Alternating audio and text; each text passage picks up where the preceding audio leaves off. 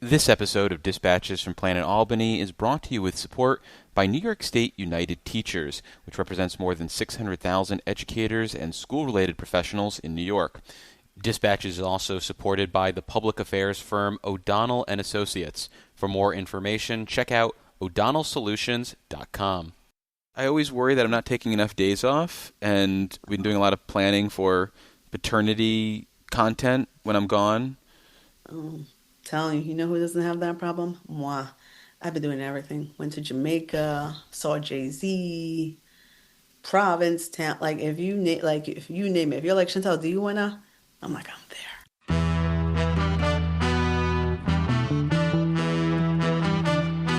I've also declared war on potholes. So here's the first shot across the bow.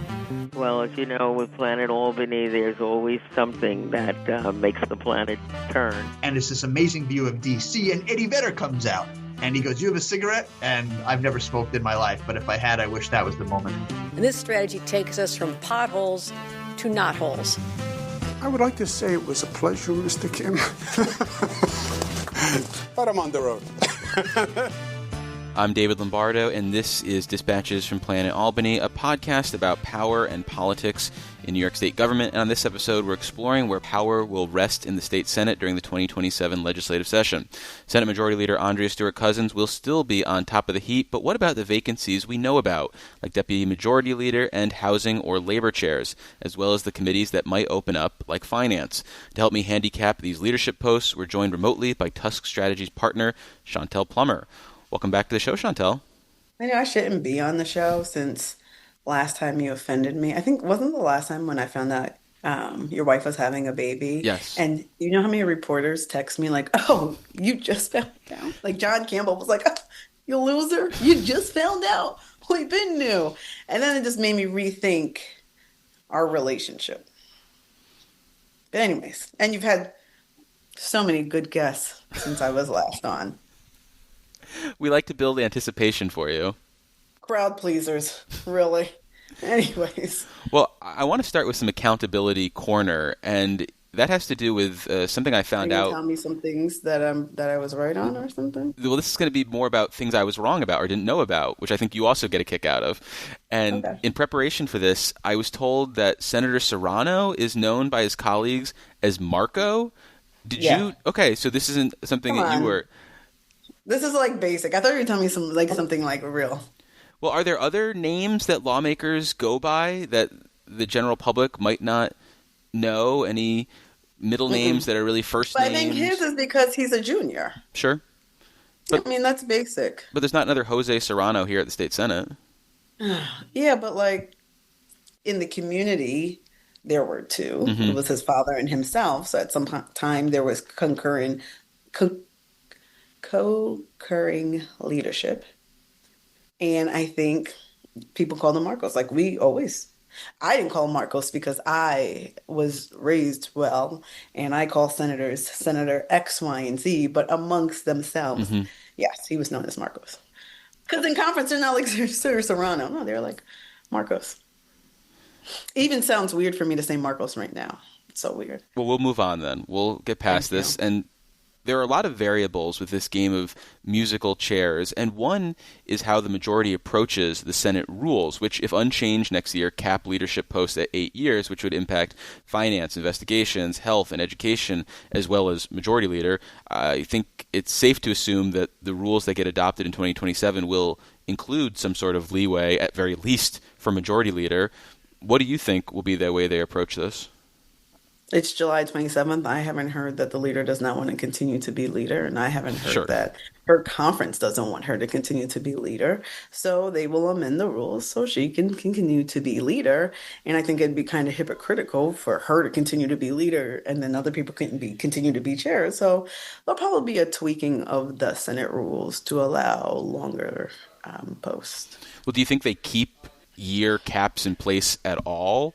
Because then they just have to revisit this conversation, and it kind of looks bad. Not that anyone cares. That's interesting. You know, I gotta watch what I say. Well, how about this? I think they would just do away with the time restrictions so that they don't have to revisit this every 2 years. Yeah, but then they're gonna have, their good government people saying, "Oh, well." Oh, wait, I give up. Like, it's just like, look, I come from the school of say it with your chest. So if I'm going to change the rules for me to continue to be leader, cut the shit with the caps. The caps was some bullshit thing that was done by the Republicans. Mm-hmm. Part of the reforms post-Senate coup. Oh, right. That's right. That was the Dems that did it, yeah, right? keeping everybody happy. Caps. Yeah. Yeah, but for that those was notorious like, good government reformers, John Sampson and Malcolm Smith. Yeah, because everybody that was in power at that time was corrupt. So they had to try. And this is why you shouldn't do things to appease good government groups. But like in an effort to appease the public to make it seem like they were not corrupt, they did. And I was actually there. That's shocking. I forgot about that. Like this wasn't something Andrea or any of the current Senate Dems who are in leadership or in power really had a voice in. This was something that Malcolm, John, and Pedro Espada decided to do. So for me, I think they should just get rid of all the caps. When it's time for them to go, hopefully there's some internal check. I know the leader, when it's her time to go, she'll know when it's time to go and she'll go. And I think the conference will say bye-bye. And they'll say it lovingly because they've had a great relationship with her, but she'll figure out when it's her time to go. I think they're going to get rid of the caps. Like, what is the point to keep the caps? If you're already going to get beat up for amending the rules. Beat up, though, is a generous term to the amount of Susan sway. Lerner and what's that other reform group? I will always attack Susan Lerner because she's a hater. And what's the you got Blair Horner at NYPIR. Blair Horner, you have which he's not a Albany. loser, but he's going to attack. And like, what's the other one? Reform New York or something? Reinvent Albany. Like Reinvent Albany. Whatever. I do want to point out, though, that the current crop of senators have rubber stamped these rules every 2 years. They could have removed them. They 100% rubber stamped it. But I'm just saying, if you're going to amend the rules, do what you want to do. Yeah. And don't do this bullshit. Like, this is where Dems get too cute. If Robert Ortt miraculously wins the majority, he's going to be like, yeah, the Republicans saw some term limits. And yeah, Robert Ort's going to be like, you know what I'm doing? Whatever I want. And he's getting rid of term limits, and he's doing whatever the Republic Conference wants. So I think the leader and her conference should do whatever they want, and they should just get rid of it. But I don't work there. I'm just an observer. Well, sticking with the trip down memory lane with the adoption of those initial Senate rules, I sent over to you a picture of yourself on the floor a decade ago with Eric Katz. How did it feel looking at that photo? I look like an age veteran just fighting for her life. We had a glow up since then. Well, I got money. Big Mama's got some money. But no, when I see old pictures of me, and like I'll be because I'm in my 40s now, mid 40s, and my power came like mid 30s. And even though I'm in my mid 30s, I'm like, wow, I look so tired.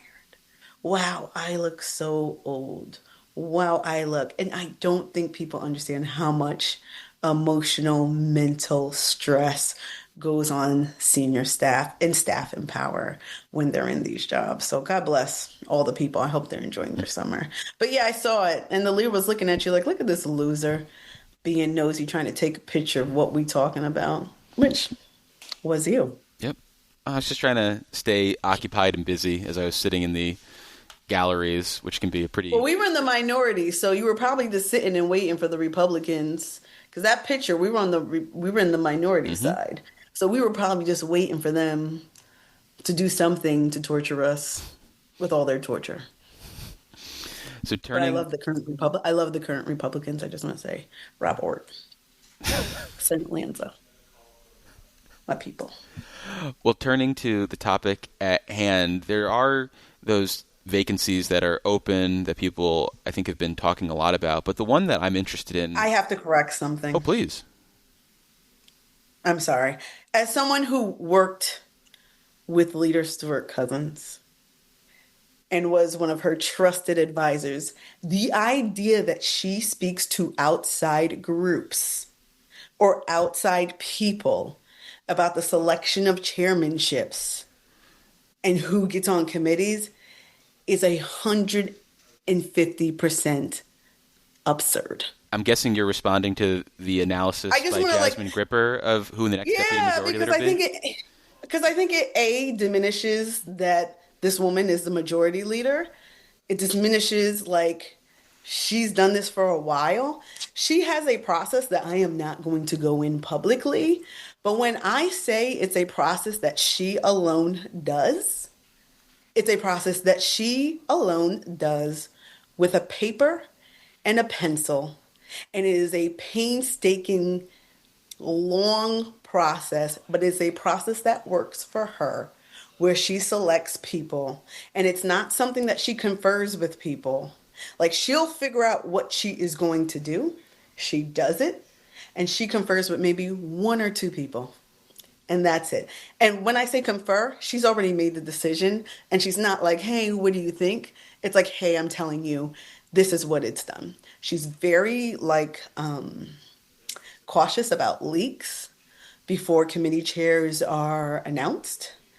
And generally, chairs don't know they're going to become the chair until the day before it is handed up. So the idea that she's picking up the phone like, hey, girl, I was thinking this person, not happening. It's not happening. So I just want to dispel that. But please continue. Well, I do just want to... Because it really pissed me off. It really pissed me off. Because it really pissed me off. Okay, I'm done. In Jasmine's defense, I do think she made a point at one point that saying that this is more of an inside game than something that really people can lobby and influence when we were pontificating about who the next people might be. Yeah, but she kind of inferred that her organization was getting some insight as to what the majority leader was thinking or thinking about doing for different roles. Fair enough. And that I would bet my paycheck that does not currently happen because she's so secretive about chairmanship and stuff like that. Okay, well, let's go. Finance Committee.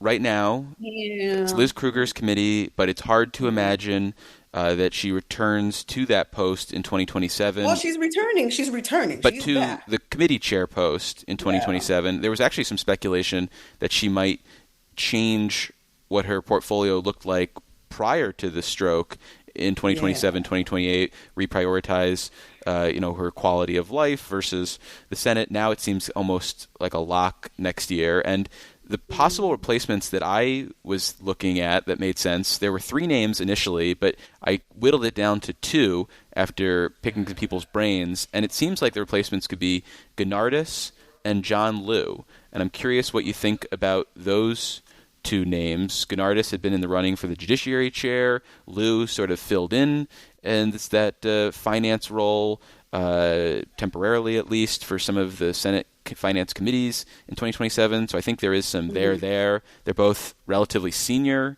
They're both 2018. Yeah, they both came 2018. They both defeated IDCers.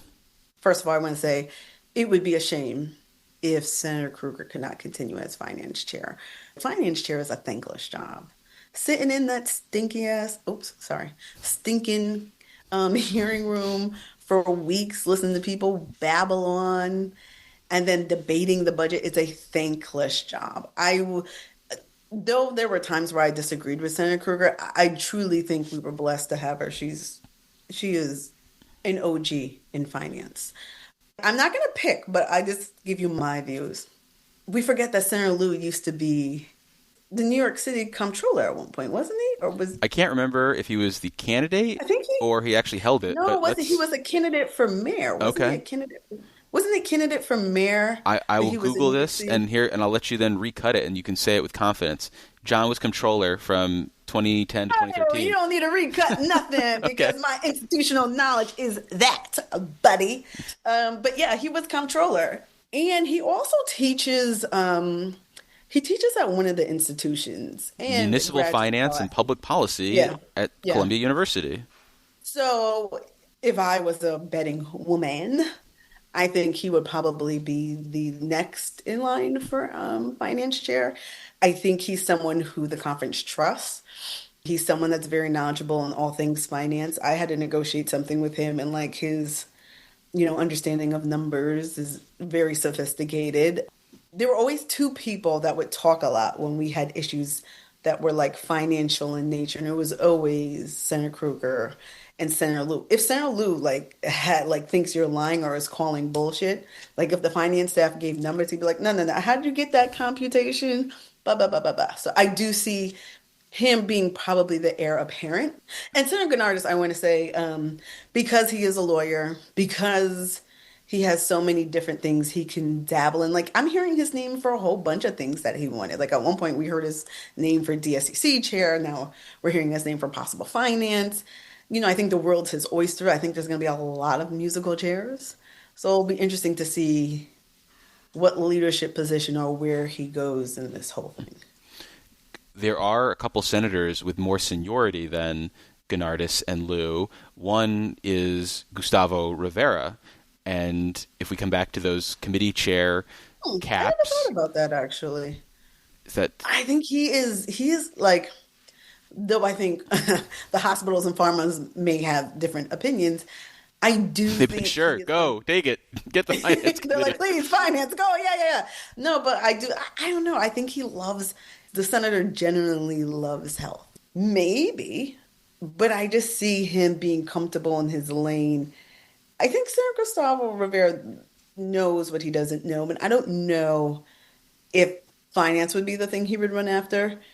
If I'm thinking long term, and I'm a young whippersnapper, he is a young whippersnapper because we're of similar age, so I believe I'm a young whippersnapper, so he is a young whippersnapper, and you're thinking life outside of the Senate, staying as health chair would probably be the most promising for him in terms of opportunities. So if it was me, I would stay in health chair, but I Well, if Gennardis isn't the finance chair, I have to think that he is one of the contenders for the Labor Committee, which is also going to be vacant next year. And the other names that I would put in that hopper are Robert Jackson and James Skoufis. Are you saying James Skoufis because your partner works for him, or are you just really saying... I'm saying that because I think that there is kind of a ceiling to investigations, and I think that he wanted something else. The last time there was a big shuffle with like NCON, I think he would have loved to get NCON.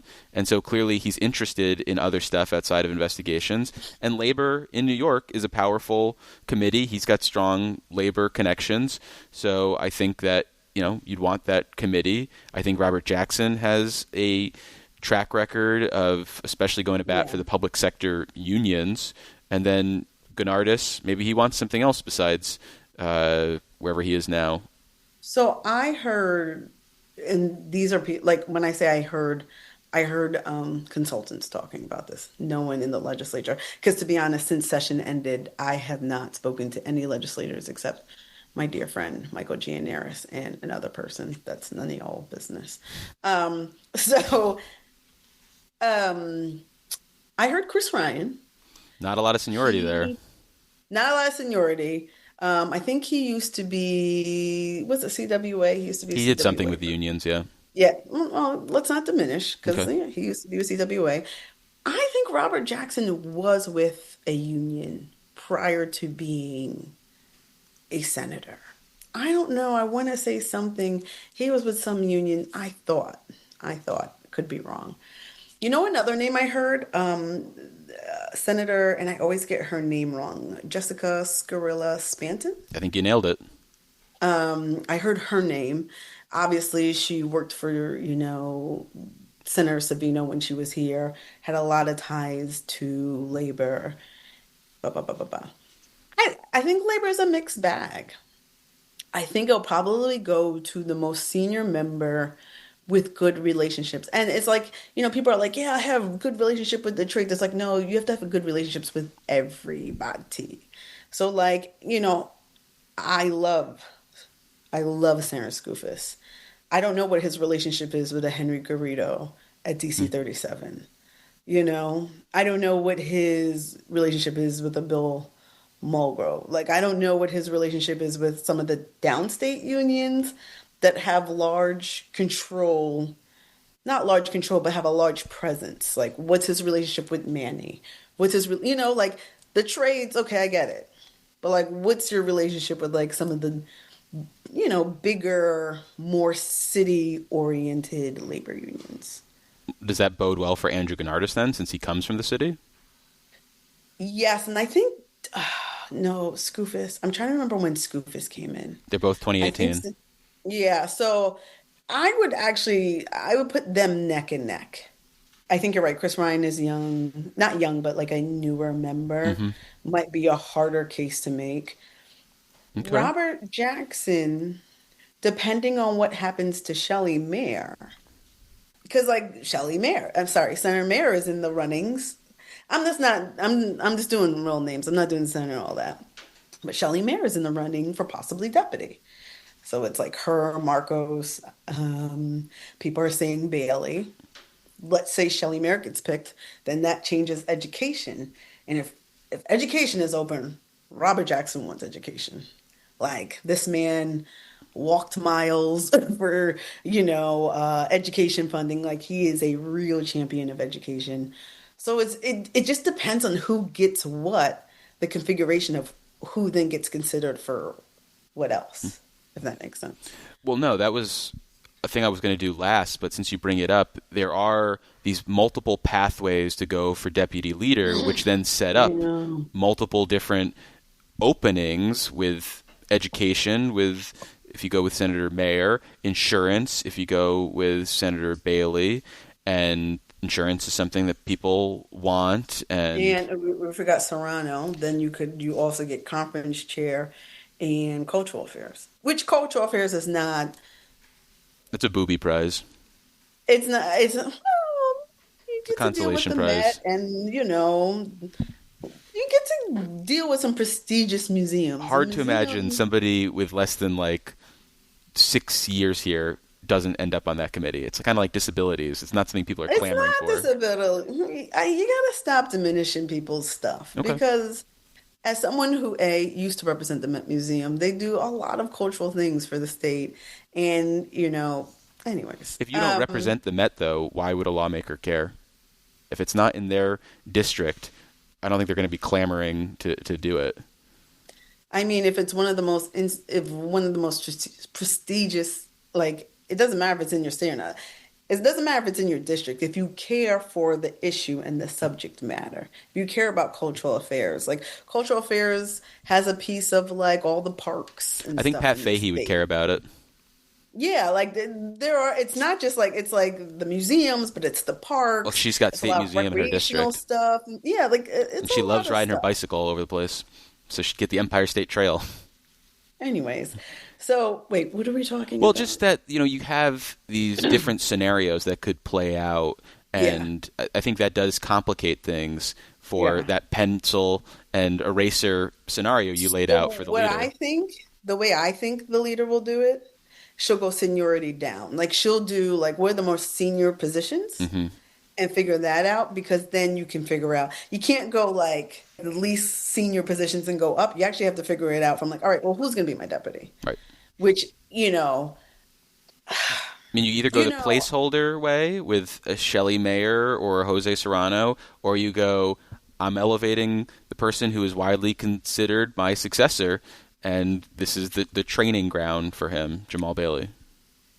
the leader doesn't like to it's not like give advantages or anything like that. Like, whoever becomes the next leader, she wants no part of that. Totally see wants that. it to be the will of the conference. Like, she does I lean not toward want placeholder as well. I lean towards, and I love Jamal Bailey, and I do think it's not a matter of if, it's a matter of when. But I think for now, I'm going to do a wild card. I actually think I'm torn between Shelley Mayer and Jose Serrano. I think if she goes Shelley Mayer, I think people may infer things that I think people might infer, like, I jump, you jump after 2028. yeah, and I don't think she wants that, because nobody wants to plan their funeral when they're still alive. So I don't think It's taking a victory lap. Yeah, I think Jose Serrano, and then I think Shelley Mayer runs the SEC, if I had to guess. But then I wonder who runs the floor. And if I'm the leader, because you also have to do the floor, you got to do rules, you got to do all this stuff. I don't know how Senator Serrano is with floor stuff. So then I wonder if she's like, there was a situation where the Dems had a deputy leader, a floor leader, and a DSCC, and they were all three different things. I wonder if she goes back to that configuration or she just does these two. Is there any leadership change for Roxanne Prasad, who often spends a lot of time on the dais and has more seniority than all of the 2018 people that we've been talking about? She does. It depends on if that's what Senator Prasad wants. Senator Prasad, she's my Guyanese sister. I see maybe a change in committee for her if she wants it. I don't know necessarily if she's jumping at the bits to run rules or do the floor. No. I don't think anybody's jumping at the bits because I want to be clear, there's no Lulu attached with floor leader. So no one's going to be jumping at the bits to do more work. But then if you really want to learn the role, that's how you learn the role, So it'll just be interesting to see what the leader does. I don't think she'll make any decisions. I think she might have to make DSCC decision fairly soon or... Yeah, there seems to be a debate about whether you hold that card until you have to play it when June Harris is officially out of here, or you do it earlier, that person can sort of go through this election process. Well, I think the person can go through the election process discreetly. DSCC, they're all professionals. It's not like it's a small group that runs DSCC. It's not. It's private. It's like everyone's not on the calls. For a long time, even as chief of staff, I wasn't even on those calls. So I think there's someone who the leader is I think she's mulling, but I think in the fall at some point there needs to be some election, clear trajectory of what's happening where the person is working with and can see the different layers. And if I'm the outside consultants, I would want that too, knock on wood, hopefully, to help continue stability or whatever. Well, lastly, we've got the housing committee, and the two people that I'm envisioning there are both 2018 inductees, Rachel May and Julia Salazar. What? Yeah, what are you thinking? If Zelnar Myrie doesn't want it, because Zelnar Myrie is very heavily involved in housing. He just got codes, though, 2 years ago. Yeah, but codes is a freaking headache. You got these reform people screaming in your face every other... It's a headache. Here's the one counter I would put to that. He's made a big deal, and on our show, we just did a really lengthy interview with him about it, about going after student loan servicers. And he says he has the authority to do that because he's concerned about penal violations, about them breaking laws, which he has jurisdiction through as part of the Codes Committee. He doesn't have that anymore if he's at the Housing Committee. Couple things. It all depends on what my young Senator Myrie wants to do with his life. Some say he wants to be a DA. That's what they say in the streets. I don't know. I'm home with my husband, but that's what they say. They say if Eric Gonzalez ever leaves, he has, thoughts of possibly becoming a DA. If I have thoughts of possibly becoming a DA, then fine. I'll do the Schneiderman thing, run codes, make it sexy. Already did criminal justice reform, but make it sexy in my own way to show that I am a litigious, duteous person. Do white-collar crime now. Yeah. Go after, blah, blah, blah, blah. Okay, so fine. Rachel May, Julia Salazar. I'm going Julia Salazar. I think so, too. You can't have an upstate person talking about downstate housing laws. And love everybody, but that shit is complex. It ruined my 2019 sitting down, listening to all the different things. And it is when they used to have MCII, it is complex. I think housing is going to be a really big deal next year. I think, this thing that we don't have enough housing, there's not enough rental properties, there's not enough housing, even though we're doing stuff, it's still not enough. The cost of housing in New York is ridiculous. I'm going to Julia Salazar, who I freaking love. And I think actually the housing people would thoroughly enjoy working with her. I'm not saying that Sarah May is not a joy too, but I'm just saying Senator Salazar is like, she's like rolling up her sleeves and she's like getting to the nitty gritty and trying to figure things out. So that's why I'm going for that. And I just want to say this. I'm going to actually, my last minute. I know I was sad last year when Andrew Cuomo lost. And I was like, the mayor. Oh, rich people. Oh no, what are we going to do? New York City has been on fucking fire since this man became mayor. I don't know if it's his vibe. It's just like you go down there, it is like pre-COVID vibes. And I know I'm going to get so much hate from like my like other people. I don't care. Keep doing what you're doing because my husband the other day was like, we need to go to New York City more. We've been to New York City like every couple weekends. It's a good vibe. And I think it's because they believe the mayor is fighting for them and wants things and they like the vibe and he's giving good vibes. And dude is like, I'm feeling it. And I know I'm going to get a lot of hate. I am feeling New York City under this administration. Well, I can't believe I said it, but I said it. Woo! I'm scared. And that was Tusk Strategies partner Shontell Plummer. One programming note for dispatches: don't be surprised if you only get one episode some weeks, as we plan to take off time in August and September before scaling things way back as I go on paternity leave in the fall.